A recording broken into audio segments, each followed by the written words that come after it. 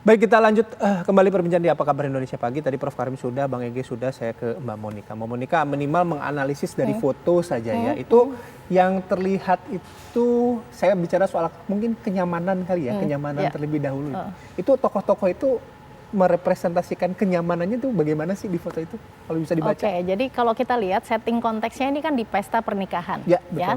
Nah, Pak Anies pada saat pagi hari ya ditunjuk sebagai saksi. Ya, dan yang punya hajat ini Nasdem ya, boleh kita katakan Nasdem. Nah, kalau di dalam pesta pernikahan itu ya saya dapat dari sumber yang lain juga, saya kebetulan melihat videonya juga, memang seating arrangement-nya sudah diatur. Ya kan, jadi kalau dikatakan ini adalah incidental, saya mengatakan tidak incidental karena memang seating arrangement-nya adalah orang-orang itu seperti yang kita lihat di foto yang beredar di media sosial, gitu ya. Dan ketika difoto ya, ini adalah foto yang memang diintensikan untuk memberikan kode. Ada tujuan tertentu lah ya? Ada tujuan tertentu ya, karena memang di depannya ada fotografer atau mungkin media dan sebagainya, memang siap mengabadikan momen ini, gitu. Nah, sehingga yang kita bisa lihat di sini adalah gestur dari orang-orang yang terlibat di sana, ya. Nah, kalau saya melihat misalnya gitu, gestur dari Pak Surya Paloh gitu ya. Beliau seperti biasa kalau leaders mereka di foto bersama ya, seperti ini, dan karena ini adalah bukan political moment ya. Beliau tetap dengan ada social smile yang ditampilkan. Ya. Nah, kemudian juga dengan Pak dari untuk PKS Pak Anies, Pak Ahmad Saiku. Pak Ahmad Saiku. Pak Ahmad Saiku juga sama gesturnya ya. Kita lihat Pak JK juga sama gitu ya. Sementara Pak Anies ini seperti berada di suatu panggung karena beliau sedang memegang jas satu seperti ini ya. Jadi siap untuk berfoto gitu ya. Nah, kalau saya melihat di AHY ya, ini AHY berbeda sendiri ya, mungkin karena baseline-nya adalah dari military ya. Sehingga gestur beliau adalah seperti political yang gitu ya, sikap sempurna yang menunjukkan high power pose seperti ini, berbeda dengan yang lain gitu ya. Kalau yang lain seperti ini. Dan kalau kita lihat yang lain menampilkan ada social smile ya, ini tidak terlihat pada AHY gitu. Nah, kalau di sumber yang lain, kalau tadi mengatakan mengenai Pak Anies gitu ya, bagaimana sih hubungannya antara si Nasdem ini, apalagi beliau juga sudah diusung gitu ya. Bagaimana bahasa gestur atau bagaimana nonverbalnya mengatakan hal ini ya. Nah, ketika Pak Surya Paloh berjabat tangan dengan Pak Anies gitu ya, kalau jabat tangan mungkin nggak ada di sini, tetapi kemudian gini Mbak. Sambil memegang pundak gitu sambil ya? Ini megang di sini. Nah, ini adalah satu dukungan yang inner gitu ya. Saya lebih punya power untuk I trust in you gitu. Nah, terus kemudian kalau di AHY juga gitu ya, jadi memang lebih tinggi, sementara AHY-nya begini. Nah, kalau kita membaca gestur, ini adalah bukan untuk long term, tetapi pada saat ini ya komunikasinya manis, hubungannya relationship-nya manis. Ini Mbak Monika yang saya dalami begini, kita tadi fokus dulu dalam segmen ini kan kita ingin mendalami soal wacana duet Anies AHY. Tadi kalau Prof Karim kita bicara soal realitas politik, Mbak Monika. Tadi Prof Karim dan Bang Ege sempat mengatakan bahwa ini masih belum pada tahap final untuk kemudian mengusung keduanya Anies AHY ini. Kalau dari sisi Mbak Monika, keahlian Mbak Monika soal pakar ekspresi, apa yang tergambar dari ekspresi seorang Gubernur DKI Jakarta Anies Baswedan? Cukup confidence kah atau memang ada raut wajah cemas dalam gestur wajah yang tercermin dari Anies Baswedan? Dari gestur, mikroekspresi, atau dari kata-kata gitu ya. Saya mendapati Pak Anies ini siap sekali gitu ya siap untuk itu diusung. Dalam konteksnya seperti apa? Siap untuk diusung menjadi capres gitu. Confidence artinya? Confidence. Ya. Itu yang tadi bentuk dukungan gitu ya. Kalau misalnya Mbak Monika bilang tadi Pak Surya Paloh kan memegang gitu.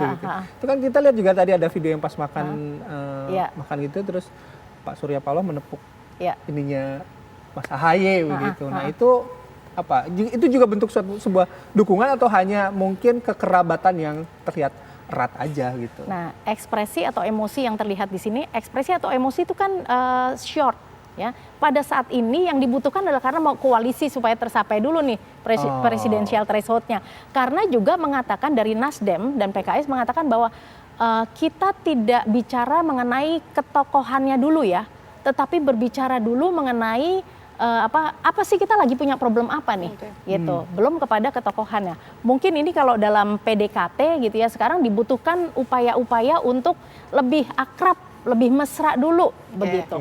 Jadi sepakat ya kalau misalnya tadi Bang Ege, Mbak Monica, Prof juga bahwa ini adalah momen yang manis dulu lah ya. Betul. Tapi kan kita nggak tahu juga ya ke depannya. Masih lama, masih panjang. Nanti saya dalami lagi ke Mbak Monica soal indikator-indikator saya pada akhirnya ada kesimpulan itu. Saya mau ke Prof Karim dulu. Prof Karim, kalau tadi Prof mengatakan bahwa ini masih belum pada tahap final, apa yang kemudian bisa kita baca dan juga kita maknai dari pernyataan Gubernur DKI Jakarta Anies Baswedan bahwa siap menjadi Capres 2024, ini apakah memang sebagai bentuk proposal politik kepada partai politik atau memang sudah cukup yakin akan diusung atau sudah diusung oleh partai politik? Seperti apa, Prof? Ya, menurut saya pesan yang disampaikan oleh Anies dibandingkan dengan makna yang terkandung dalam foto itu lebih clear, lebih terang benderang.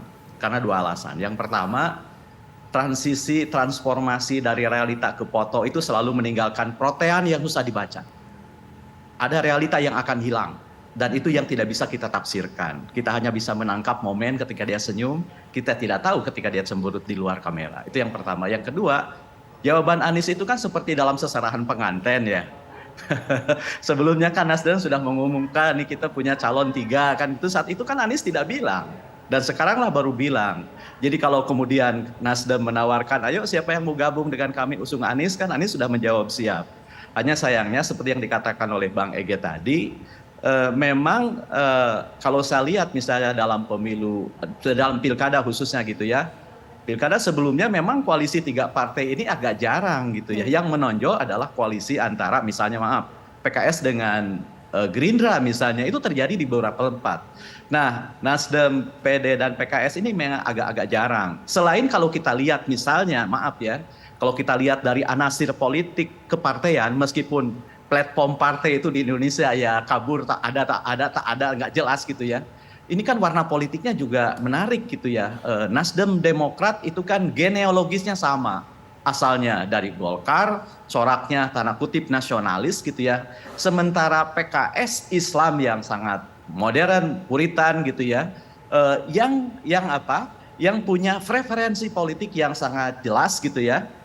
Dan operasional gitu. Operasional misalnya konsisten dengan posisinya yang oposisi, dia menegaskan misalnya menolak BBM dan lain-lain.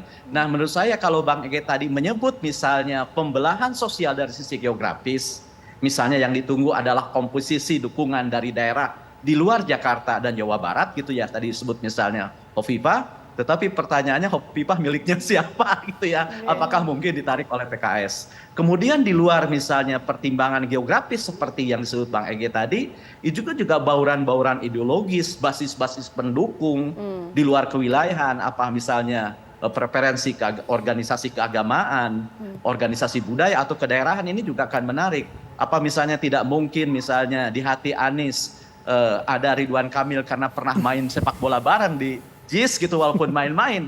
Jadi menurut saya setuju ini kode sedang main mata dan semua akan mencari manuver seperti ini. Selain karena menjelang 2024 kan hakikat politik dan politisi adalah bermanuver. Sebab politisi kan seperti ikan, untuk hidup dia harus buat gelombang kan gitu ya. Jadi sekali lagi terkait dengan pertanyaan tadi, jawaban Anies adalah respon seperti halnya yang disampaikan dalam serah terima seserahan pengantin. Kalau ada yang menyerahkan ya menerima kan gitu. Dia sekarang menerima tawaran itu dan sudah sangat siap kelihatannya, didukung oleh pengalaman dan lain-lain. Sekali lagi saya selalu based on kepada pengalaman mengurusi urusan-urusan publik. Lah kita mau masuk hotel aja ditanya depositnya kan gitu ya. Lalu apa yang akan dibawa? Deposit seorang capres itu apa sih gitu ya? Kalau bukan pengalaman mengurusi urusan publik begitu ya. Gitu Bang Ege ya. Oke, baik. Nanti nanti juga saya ke Bang Ege. Kalau tadi ada soal janur kuning, apa cetak undangan. Tapi kan bisa aja tiba-tiba deposit ya. Tapi kan tiba-tiba bisa aja nih nggak jadi nih gitu. Tiba-tiba janur kuningnya tadinya mau dipasang tiba-tiba nggak jadi. Kan ada beberapa faktor kan. Nanti kita elaborasi lebih lanjut ya sama Bang Ege sesaat lagi di Apa Kabar Indonesia Pagi.